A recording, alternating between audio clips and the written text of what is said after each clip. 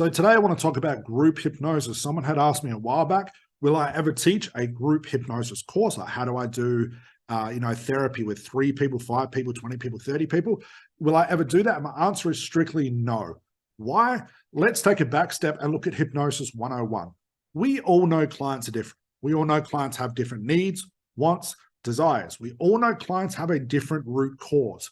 We all know different clients are differently motivated. We all know a client has different reasons and thoughts and conclusions and backwards rationalizations as to why they have a problem. We all know clients, for lack of better terms, are all completely different.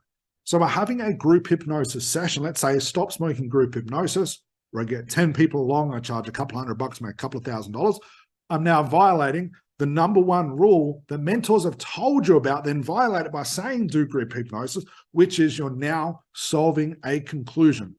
You cannot do group hypnosis for stop smoking because smoking is the conclusion. And if I've got 10 different people, that's 10 different conclusions, 10 different sets of needs, wants, desires, backwards rationalizations, reasons. So using a group hypnosis thing for everybody to stop smoking is absolute fiction, okay? It cannot exist because it violates the 101 reason as to why people have problems in the first place. It's all unconscious. So if you're worrying about how do I do group hypnosis, don't.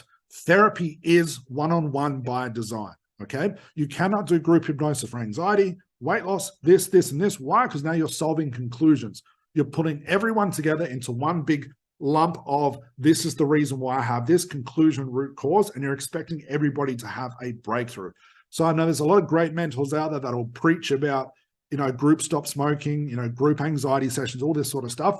Take a step back and look at what they're talking about. Look at what they're doing. They're solving a conclusion. It might look good in a group and people might quit for a couple of days, but I guarantee all those people will come back. Why? Because you've solved the wrong thing.